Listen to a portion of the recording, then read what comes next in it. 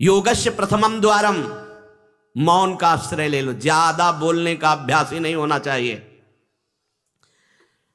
बड़े अपराध बन जाते हैं, निंदा स्तुति बन जाती है, दोष दर्शन होने लगता है, वो साधक गिर जाता है। मौन का स्वभाव बनाना चाहिए। जड़ मौन यहां वृंदावन में ठीक नहीं। यहां हम राधा राधा बोलेंगे, प्रभु की चर्चा बोलेंगे, कोई प्रश्न करेगा तो जो शास्त्र सम्मत बात है उत्तर देंगे, नहीं तो मौन रहेंगे। प्रपंच की तरफ से पूर्ण मौन होना चाहिए। आपको पहली बार कोई खड़ा करके बात कर रहा है, समझ में आया कि इससे बात करना प्रभु को भूल जाना है, अगली बार से वो कहेगा राधे राधे, उत्तर नहीं देना, श्री हरिवंश उत्तर नहीं देना, अंदर से श्री हरिवंश बोले चल दिए। हमें किसी से क्या लेना देना, हम किसी का अहित नहीं करेंगे, अमंगल नहीं करेंगे, हम किसी पर दोष दर्शन नहीं करेंगे, पर हम अपनी वृत्ति को भगवदाकार करने आए हैं। ये नहीं कि कोई हमसे बोले तो हम बोलना जरूरी है, नहीं, कोई प्रश्न करे तो बोलना जरूरी नहीं। उपासक हो, आप कृपा करें तो बात कर ले, ना चाहे तो बिल्कुल आपके ऊपर कोई शासन नहीं कि आपको बात करना ही पड़ेगा, ऐसा सिद्धांत नहीं है। योगस्य प्रथमम द्वारम वांग निरोधो, सबसे पहली साधना है वाणी को रोक ले। बोलने से बहुत शक्ति नष्ट हो जाती है। जैसे हम भगवत चर्चा कर रहे हैं तो इससे शक्ति बढ़ती है, लेकिन प्रपंच की वार्ता करने से वाणी की शक्ति नष्ट हो जाती है। जब आपकी जबान अपवित्र हो गई तो नाम कैसे चलेगा? जब वाणी अपवित्र है तो आपके अंदर शास्त्री कैसे शब्दों का भाव आ पाएगा? नहीं आ पाएगा। महावाक्यार्थस्य विचार्यताम, आप नहीं विचार करने की क्षमता वाले रहेंगे। यदि आपने व्यर्थ की बातें शुरू कर दी, अश्लील भाषण बोलते, गंदी भाषा बोलते हैं, तो आप में कभी विचार शक्ति ही नहीं रह जाएगी कि आप शास्त्रों के, संतों के वाक्यों का मनन करने की सामर्थ्य रखें। खो देंगे सामर्थ्य। बहुत अमृतमय वचन निकलते हैं मौन वाणी को पावन रखने वालों के, एकदम शहद में डूबे हुए वचन। इसलिए वाणी पर अंकुश कीजिए, जरूरत हो तो बोलिए, नहीं तो मौन। श्री जी का जस गाइए, नाम कीर्तन कीजिए, इसके अलावा मौन रहिए। इन नियम ले लीजिए। जब आए हो भगवत प्राप्ति के लिए तो काहे को बख्शो, इन इंद्रियों को सीधे अनुशासन में लीजिए ना। आपका स्वरूप इंद्रियां थोड़ी है, आप इनके संचालक हैं। आपकी सामर्थ्य से सामर्थ्यवान होकर आपको बांधे हुए हैं, आप इनको बांधिए। बहुत हो गई स्वतंत्रता इन दुष्टों की। माता देहूती जी भगवान कपिल जी से कहती, मैं ऊब गई इन दुष्ट इंद्रियों से भोग भोगते हुए, नाथ अब वो उपाय बताइए जिनसे इन दुष्ट इंद्रियों के कब्जे से मैं बाहर निकलूं। माता देहूती जी, ये बहुत दुष्ट है, ये कुछ मिनट तो लगेगा, बहुत शांत है और भगवत स्वरूप में लगने वाली हैं, और एक क्षण में गिरा के ऐसे नरक में खड़ा कर देंगी जहां पश्चाताप ही होता है, हाथ कुछ नहीं लगता। योगस्य प्रथमम द्वारम वांग निरोधो, फिर अपरिग्रह। पहला द्वार है वाणी पर शासन कीजिए।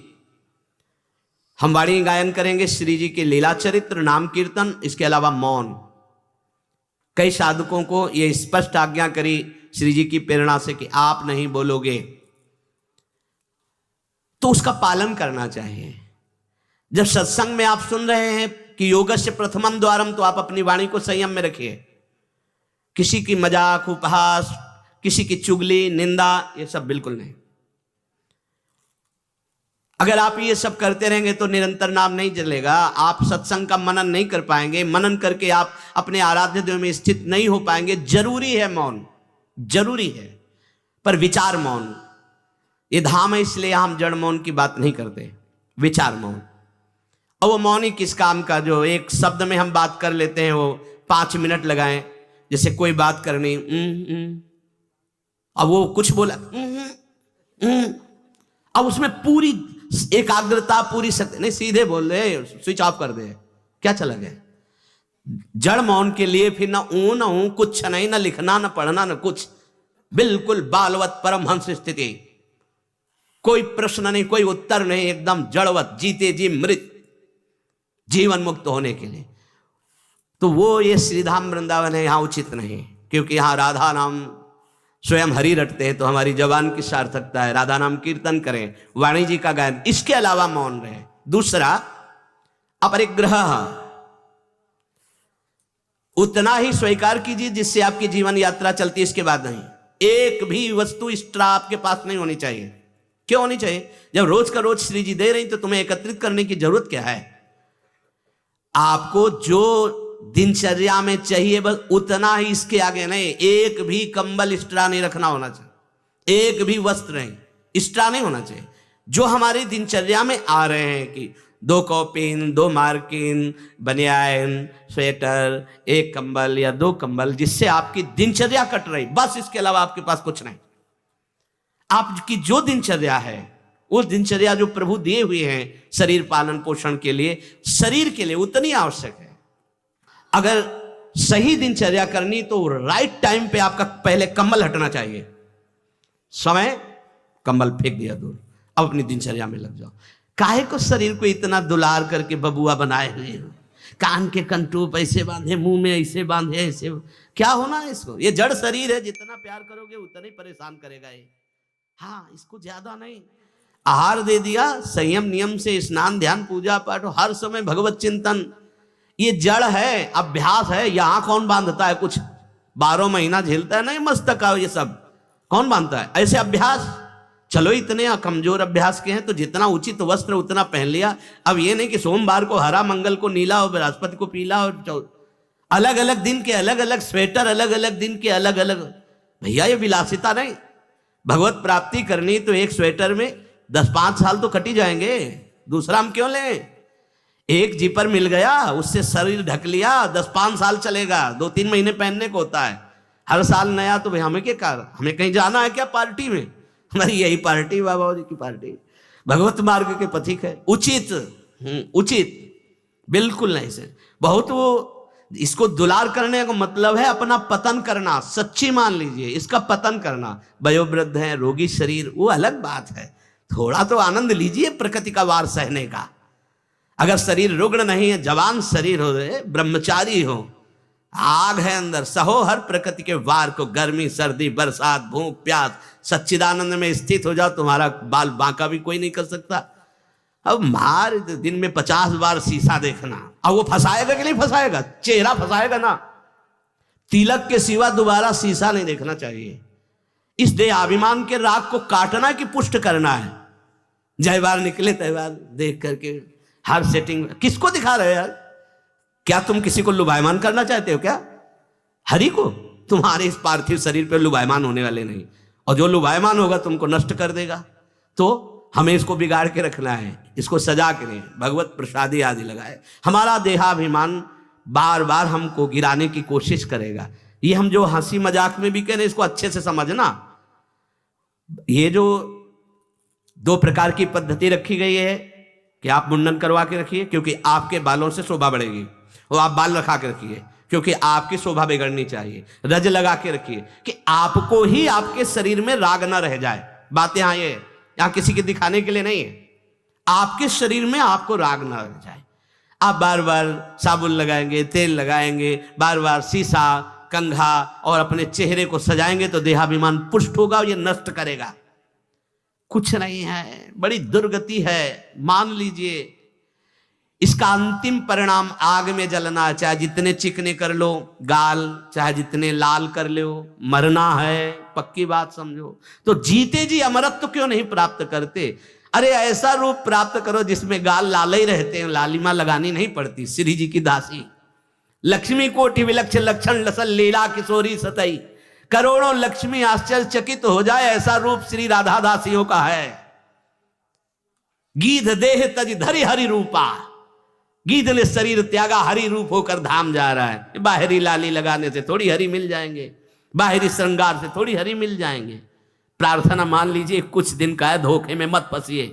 ये धोखा है। खेत में रक्षा करने वाले एक धोखा टांगते हैं, पैंट शर्ट टोपी लगा के, वहां कोई नहीं होता, लेकिन पशु धोखे में हो जाते हैं। ये धोखा है।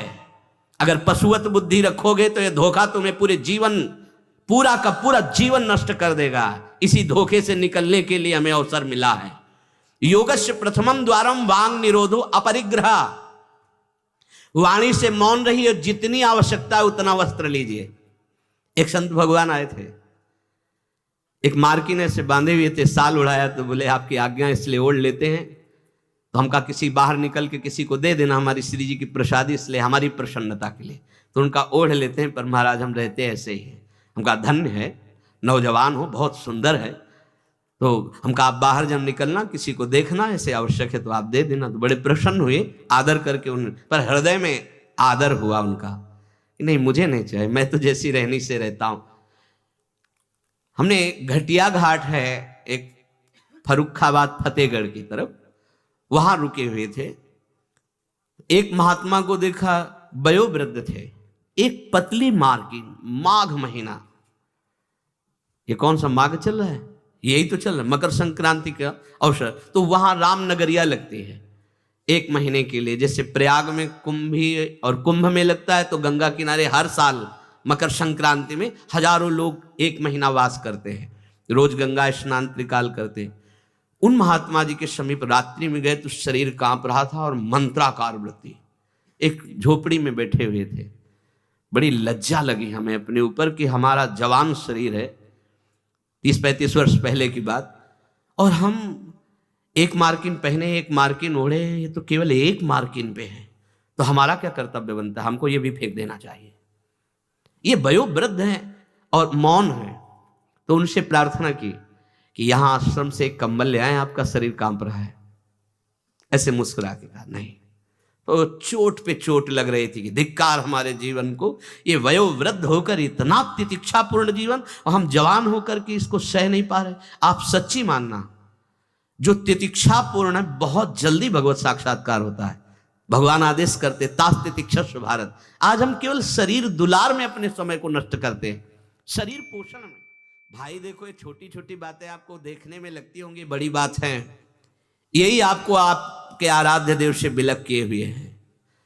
महीना भर आप केवल ऐसे आहार करके देखिए कि जिसे तुम्हारा मन कहता अच्छा उसको हटा दीजिए। आज थोड़ा त्याग मत वर्णन कीजिए, आज थोड़ा हमारे उदर में परेशानी है तो हमें केवल आप रोटी और सब्जी दीजिए। महीना भर केवल रोटी सब्जी उचित। आप देखो, अगर आपके अंदर का रजोगुण तमोगुण नष्ट ना हो जाए तो कहना आपके अंदर सात्विक भाव आ जाएगा, मंत्र में स्थिति होने लगेगी। अब आप, हमने देखा है जैसे गुलाब जामुन, कचौड़ी, पकौड़ी, ये सब कहीं जैसे भिक्षान्न में मिली भी और भर पेट पा लिया, तो वो रस नहीं आया भजन में, जो एक सूखी रोटी ऐसे चबा के गंगा जल पी करके जो रस आता है ना, वो नहीं आता है। सच्ची मानिए, पहले के बड़े बड़े भजनानंदी महापुरुष अपने जीवन को ऐसे ही। तो अपरिग्रह ये बहुत बड़ी बात है, साधक यहां चूक करता है। देखो, आप लोग तो इतने बढ़िया अवसर पे हैं कि आपको ना किसी से मांगना है, ना आपको अपनी कोई परवाह होनी चाहिए, क्योंकि श्री जी व्यवस्था कर रही है। आपको जो वस्त्र उचित है वो ले लीजिए, जो भोजन उचित है, और अपनी सेवा और मंत्राकार वृत्ति, आपको किसी से कोई मतलब ही नहीं। आपको तो भिक्षान्न के लिए भी नहीं जाना है, अपने आप आकाश वृत्ति से प्रभु देते हैं। तो आपका रूम आपकी कुटिया है, आपकी दिनचर्या एक स्वयं की दिनचर्या है। आपके रूम में अपरिग्रह दिखाई देना चाहिए। बिछाने का, एक ओढ़ने का, जो आप जितना सहन कर सकते हैं उतना। अगर आप एक कंबल से रात काट सकते हैं तो दूसरी मत डालिए, चाहे 10,000 रखे हो, आपको क्या मतलब है? पूरी सृष्टि में सब भोग सामग्री आपके लिए है क्या? अपरिग्रह, हम जहां चूक करते हैं उसको पक्के से बांध लीजिए, अभी आनंद की धारा में आ जाओगे। वाणी को कंट्रोल, शासन, आवश्यक है तो बोलेंगे, नहीं तो मौन। दूसरा, उतना ही स्वीकार करेंगे जितने की आवश्यकता है। भगवदानुभूति के लिए एक बार तो आग लगनी चाहिए जीवन में, कि जीवन मृत तुल्य होना चाहिए। यहां जरा सा साधन बना कि पोस्टर बैनर में आ गए, प्रशंसा में आ गए, कैसे भगवत प्राप्ति होगी? अपरिग्रह। और आगे, निराशा च निरीहा च नित्यम एकांत शीतला। आशा ही परमम दुखम, नैराश्यम परमम सुखम। उपासक को किसी व्यक्ति, वस्तु, स्थान से कोई भी आशा नहीं होनी चाहिए। हाथ जोड़ के तुम्हारे कमरे में पहुंचा दिया जाएगा तुम्हें जो आवश्यक है। तुमको आके रजिस्टर में लिखने की जरूरत नहीं, तुम्हें मांगने की जरूरत नहीं है। तुम निष्ठापूर्वक ध्यान दे करके देखिए, ये देखा गया है जीवन में, जिस समय जो आवश्यकता होती है हाथ जोड़ कर वो आता है। कौन? जिसकी शरण में हो। समझ नहीं पाते, और कहता है ये वस्तु ले लो, तो आश्चर्य होता है कि ये बात कैसे कोई जान गया कि मुझे आवश्यकता थी, मेरे शरीर को आवश्यकता थी। जितनी जो आवश्यकता उतना, इसके बाद आशा ही नहीं, निराशा हमारा परम पद में पहुंचाने वाला मार्ग है। आशा ही परमम दुखम नैराश्यम परमम सुखम। किसी व्यक्ति से किसी वस्तु की आशा बिल्कुल नहीं होनी चाहिए। तब लग जोगी जगत गुरु, जब लग रहा है निराश, जब आशा मन में भई जग गुरु जोगी दास। आशा नहीं होनी चाहिए। आशा एक ही बात की होनी चाहिए, कब किशोरी जो मिलेंगी। आशा से दास्यम वृषभानु जाया तीरे समध्यास, जब भानु जाया, कब मैं अपने स्वरूप में स्थित होऊंगा। इसके अलावा कोई आशा नहीं। शरीर की आवश्यकता है, मान लो यहाँ सुविधा है कि भाई आप यहाँ से ले लीजिए, तो आप ले लीजिए, नहीं तो किसी से मांगने की जरूरत नहीं। कभी तो ऐसे रहना सीखो ना कि कोई आशा नहीं, कोई इच्छा नहीं, और आप हृदय की बात जानते हो। आप देखना, आपको जो शरीर की जरूरत हो आप देखते रहना, देते रहना। बिल्कुल बिल्कुल वो एक एक कदम पर देखते हैं। जो अव्यवस्थित, तो हमने देखा है एक एक कदम पर व्यवस्था। आपको अपने स्वामी पे विश्वास होना चाहिए, आशा किसी से नहीं। आशा एक राम जी से दूजी आशा छोड़ दे, नाता एक राम जी से दूजो नाता तोड़ दे। यह संसार आशा में ही तो दुख को प्राप्त हो रहा है। पिंगला वैश्या को भगवान दत्तात्रेय जी ने गुरु माना, क्योंकि उसने आशा का त्याग कर दी। आशा नहीं। अब मैं पुरुषों से आशा करती थी, अब परम पुरुष से आशा करूंगी, अपने आत्मस्वरूप से। आप किसी की जरूरत नहीं, मैं किसी से रमण की आशा नहीं करूंगी, एकमात्र अपने आत्मस्वरूप। उसी समय उसको गुरु मान लिया। पहला वाणी का मौन, उचित बोलो। दूसरा सामान उतनी रखो जितनी आवश्यकता हो। तीसरा किसी से आशा मत रखो। चौथा निरीह, किसी भी तरह की लोक परलोक की कोई कामना नहीं। बड़ा आनंद। अभी देखो जीवन मुक्त हो जाओगे। किसी से लोक की कोई आवश्यकता नहीं, लोक वस्तु की, और निरीह कोई कामना नहीं। कितना हृदय अभी आनंदित हो जाएगा, प्रसन्न हो जाएगा। जैसे पीछे कहा कि अंतर्मुख होकर निष्काम होकर जो भजन होता है उसमें मन प्रसन्न हो जाता है। उसी अखंड प्रसन्नता में परमात्मा साक्षात्कार होता है। निरीह, कोई इच्छा नहीं। आज क्या पाएंगे, कोई इच्छा ही नहीं आनी चाहिए। कुछ स्पेशल प्रार्थना होती, कुछ स्पेशल तो राधा नाम है, राधा रूप है, वो आप दे सकते हो तो दे दीजिए, नहीं वो तो नहीं, तो फिर और स्पेशल क्या हो सकता है। ये तो सब पार है संसार के। ये साधक उपासक, चाहे गृहस्थ हो चाहे विरक्त, एक निष्ठा होनी चाहिए, एक निष्ठा। एक नए साधक को हमने देखा कि कपड़ा ऊपर से पड़ा था और गमछा पेट में बंधा था। जब प्रसाद पाने के लिए बैठे, किसी जगह हम रहते थे, वो आए थे मंडली से, तो हम संतों पर बहुत सूक्ष्म दृष्टि, उनके व्यवहार, उनके आचरण से, क्योंकि सब कुछ सीखने को मिलता है। तो देखा कि खींच के पेट में गमछे से गांठ बंधी थी जब वो प्रसाद को बैठे, और पहले नहीं बंधी थी। तो उनके नजदीक गए और कहा, महाराज जी इसका क्या रहस्य, आप गमछा बांधे। बोले साधन में एक उचित आहार चाहिए, तो मुझे पता चल जाता है जहां थोड़ा पाया तो इतने में एक हम इतनी गमछा और नाप का, उसमें 3 गांठ, तो उतना नहीं थे। बोले कभी ज्यादा आहार नहीं, यद्यपि ये प्रथम साधना के लिए ऐसा है, नहीं तो एक सामने से आहार का निश्चय किया जाता है। इतना आहार, फिर चाहे कितना अमृत हो उसके ऊपर नहीं होना चाहिए। साधु को बार बार नहीं लेना चाहिए। ये जो नहीं पूड़ी बोले हाँ डालो, खीर हाँ 4 पूड़ी रख दो, इतने सब्जी रख दो, दोबारा आप पूछिएगा किसी से, हमारे से पूछने की जरूरत नहीं। ऐसे दिनचर्या नहीं। गरम भैया, गरम और नरम दोनों से मतलब नहीं। हम महापुरुषों ने देखो, एक बार उड़िया बाबा प्रसाद पवा रहे थे स्वयं खड़े होके, तो 2 प्रकार की पूड़ी बनवाई थी, एक पतली और पकी हुई, और एक मोटी लंबी कच्ची। पकी हुई नीचे रख दिया और कच्ची वाली ऊपर रख दिया, और आप खड़े हो गए। ऐसे सब नवीन साधक ऐसे पाए।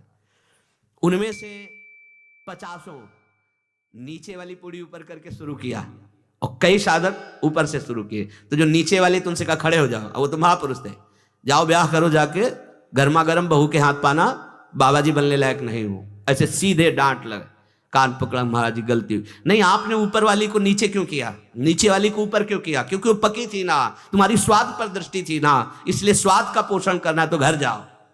भगवत मार्ग में चलने के लिए स्वाद मिटाना है, केवल भगवत स्वाद लेना है, भगवत आनंद का स्वाद लेना है। कितना कठिन लग रहा होगा? कुछ कठिन नहीं है। जब लक्ष्य बन जाता है भगवत प्राप्ति ते सब सहज हो जाता है। नहीं खान पान ते भावे है, नहीं कोमल वसन सुभावे है, सब विषय लगे ते खारा है, हरि आशिक का मग न्यारा है। समझो इस बात को।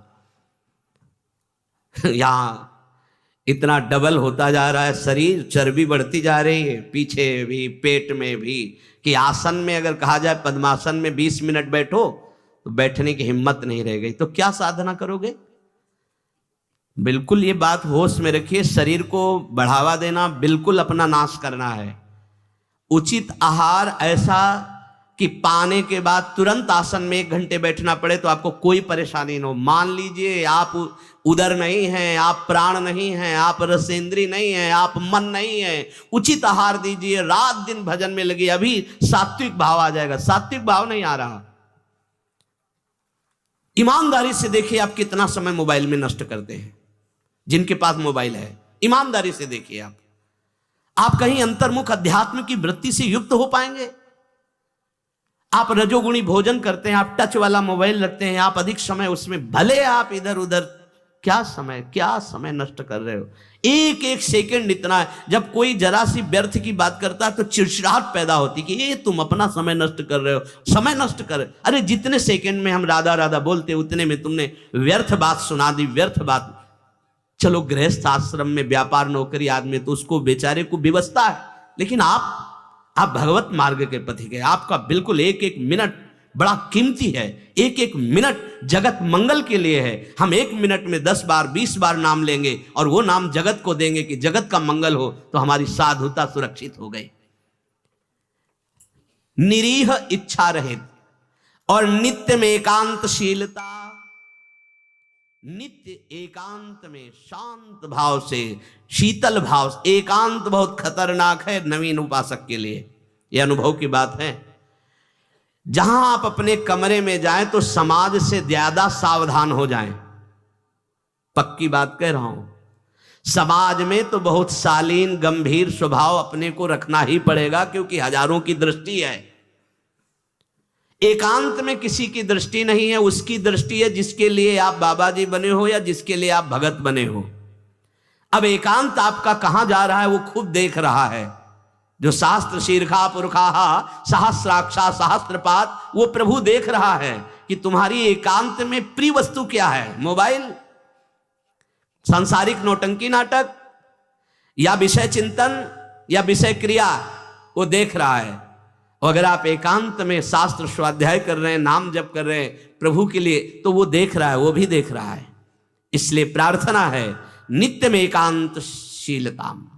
आपका स्वभाव एकांत में बहुत ही सावधानी पूर्वक समय कटने वाला हो। एकांत साधु का सही तो परमार्थिक। कैमरे के आगे तो सब सही बोलेंगे, सही देखना होगा, सही हरकत में रहना होगा। एकांतिक आपकी हरकत क्या है, एकांत में आपका चिंतन क्या है, यही खास बात होगी। 2 मुखड़े होते हैं, एक होता है सामाजिक, एक होता है एकांतिक। सामाजिक से भी एकांतिक सावधान साधु का मुखड़ा होता है। असाधु का समाज में बहुत बढ़िया और पीछे कुछ और होता है। हर एक व्यक्ति की बुद्धि में 2 बुद्धि होती है, एक होती सुमति, एक होती कुमति।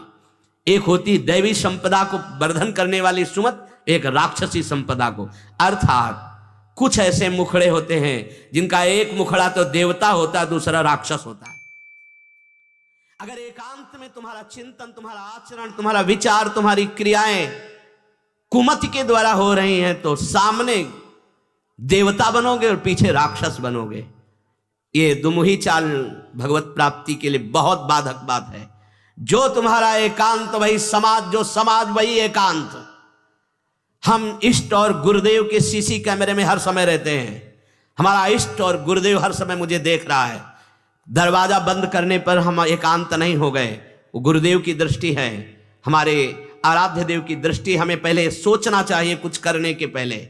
कुछ देखने के पहले, कुछ सोचने के पहले कि अंतर और बाहर दोनों जगह मेरे गुरुदेव सुन रहे हैं, देख रहे हैं, मेरे आराध्य देव सुन रहे हैं, देख रहे हैं। इसलिए नित्य में एकांतशीलता, एकांत में बहुत शीलवान, धैर्यवान, विनम्रता पूर्वक अपने मन को समझा करके केवल प्रियालाल में लगाना। एकांत स्थितिरिंद्रियो परमणे हेतुर्दमश्चेतसः संरोधे कर्णम समेनो विलयम यायादहम वासना।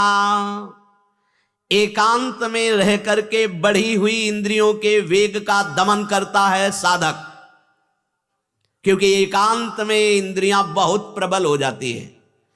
मन, इंद्रियां, खास जिस समय आप शयन करने जाते हैं उस समय बहुत सावधान। जब तक नींद ना आवे तब तक माला चलना चाहिए। उस समय मन के चक्कर में मत पड़ना, ये अनुभव की बात कहते हैं। जब तक आपको नींद ना आवे तब तक बैठ जाइए, माला चलाना शुरू कर दीजिए। शयन के समय खास, जिस समय आप अपने कक्ष में गए शयन करने, मोबाइल हो तो सबसे पहले कमरा बंद करने के पहले स्विच ऑफ करो, उसको बंद करो मोबाइल को। प्रार्थना मान लेना, अगर प्रार्थना मान लोगे तो प्रार्थना करने योग्य हो जाओगे। गेट बंद होने के पहले स्विच बंद होना चाहिए मोबाइल का। अब अपने कमरे में शयन के लिए गए हैं तो माला हाथ में लेकर बैठ जाओ। जब नींद आने लगे तो और धन्यवाद है कि माला छाती से लगा हुआ सो गए, धन्यवाद। अगर ऐसा नहीं है तो नींद आ गई है तो माला विराजमान किया, बिल्कुल नींद में जा रहे हैं, अब चले गए। थोड़ा भी समय इसको मनन करने का मत दीजिए उस समय, नहीं तो ये दिन भर साधन में लगाया गया है, उस समय कोई असाधन सोचवा देगा या करवा देगा। बहुत ये पॉइंट की बात है, समझ लेना आप। ये देखा गया है हृदय में, उसी बात को कहा गया जब साधन काल में देखा गया है, हृदय में देखा गया कि फिर मन उस समय मतवाला होता है कि अब तो पूरे दिन हम साधन ही तो की, तो 5 मिनट की मुझे छूट दे दो। लेकिन नहीं, उस समय कठोरता पूर्वक इसको साधन में, और जब नींद आ गई तो शयन करे, जब उठे तो फिर वैसी दिनचर्या प्रारंभ कर दी। तब मन भगवदाकार। एकांत स्थिर इंद्रियो परमणे हेतुर्दमश्चेतसः।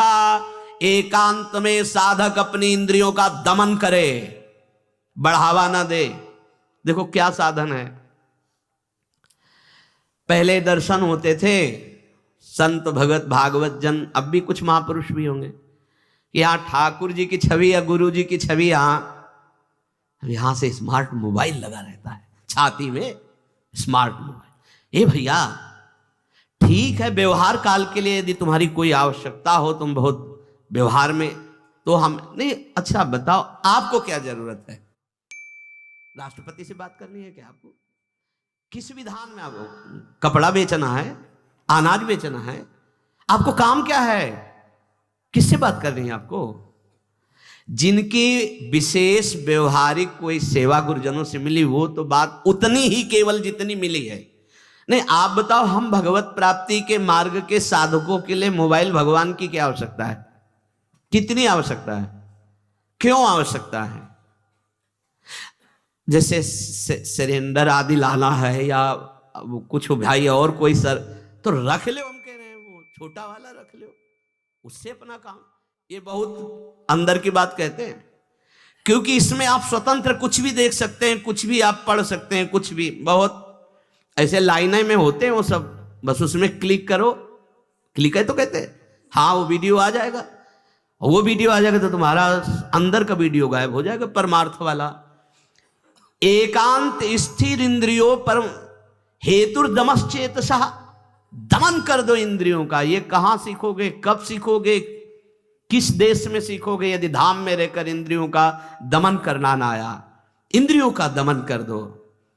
इंद्रिय दमन होने से चित्त का स्वयं निरोध हो जाता है, और चित्त की वासना का नाश होते ही योगी को परमानंद का अनुभव हो जाता है। यह है खेल। इंद्रियों का दमन हुआ, मन और चित्त एक ही बात है। चित्त का निर्वासनिक होना, ब्रह्मानंद का स्फुरित हो जाना, भगवदानंद का स्फुरित हो जाना, और फिर स्फुरित होकर अविचल भाव में स्थित हो जाना। यही जीवन मुक्त अवस्था मुनि की होती है, महात्मा की होती है। साधक सिद्ध अवस्था को प्राप्त हो जाता है। इसलिए जो सत्संग में सुना उसका मनन किया जाए, उसको जीवन में धारण किया जाए। देखो बड़े भाग्य से सत्संग ये मिल रहा है जो शास्त्र सम्मत, मन का और आसक्त संसार में हो जाना, मन का भंजन होकर परमात्मा प्राप्ति के लिए चलना, ये तो बहुत ही कठिन। आप सुन रहे हो, हम बड़े कृपा पात्र हैं जो आप सुन रहे हो। आप सुन रहे हो तो हम बड़े कृपा पात्र हैं कि आप ये सत्संग सुन रहे हो। नहीं तो इस सत्संग के सुनने के लिए अपने आप से गा लो, अपने आप से सुन लो, वो तो सुनने को मिलेगा क्योंकि उसमें, लेकिन इसमें सुना है, इसमें नाश नाश नाश, काट काट, हर संबंध, हर विषय, हर मनोरंजन काट, फिर आकर के अपने स्वरूप में स्थित हो गया। हम आपके ऋणी हैं जो आप ये सत्संग सुन रहे हैं, और अगर इस सत्संग को सुनकर मनन करके आप जीवन में धारण कर लेंगे तो सच्ची मानिएगा इसी जन्म में भगवत प्राप्ति हो जाएगी, जो अत्यंत कठिन है। नहीं तो विषय रस बढ़ाने वाला, संसार पे सत्यत्व बुद्धि करने वाला, नाना प्रकार के भोगों की प्राप्ति का उपाय बताने वाला, ये तो बात मिल सकती है, ये प्रवचन मिल सकता है, लेकिन समस्त संशयों को छिन्न भिन्न करके परमात्मा स्थित करने, ये तो जब द्रवहि दीन दयालु राघव तो साधु संगति पाइए। इसलिए लाभ ले लीजिए। ये हम कह रहे हैं इसलिए नहीं, ये बहुत बड़ा संयोग बना है प्रभु का। जैसे आंधी कभी कभी आती है, ऐसे ही हरि की अनुग्रह रूपी आंधी चल गई है। अगर इस आंधी में उड़ गए तो प्रभु के पास पहुंच जाओगे, और नहीं तो आगे कलयुग की आंधी ऐसी आ रही है जो काली आंधी है, जिसमें मार्ग ही नहीं दिखाई देगा कि सतमार्ग किसे कहते हैं। जीवन का लाभ ले लीजिए, अपनी इंद्रियों को ज्यादा बहिर्मुख मत कीजिए, नाम जप कीजिए, भगवद आश्रित रहिए। जो सुनिए तो मनन कीजिए, ना पकड़ पाए तो बार बार सुनिए। आजकल तो सुविधा है कि आप इसे 1000 बार सुन सकते हैं, बार बार सुनिए, ये जरूर सुनिए, क्योंकि ये तुम्हारे मन का नाश करेगा जो वासनामय है, तुम्हारी इंद्रियों का दमन करेगा। इंद्रिय और मन को बढ़ावा देने वाला कुसंग होता, सत्संग नहीं। सत्संग तो वही होता है जो सत्य में स्थित कर दे। बड़े भाग पाई सत्संगा तो बिना प्रयास होई भो भंगा। नाम न छूटने पावे, बस नाम चलता रहेगा तो सब ठीक हो जाएगा। जैसे भी बने, उठते बैठते चलते फिरते प्यारी जी का नाम राधा राधा रटते रहिए। शेष चर्चा आगे। श्री राधा।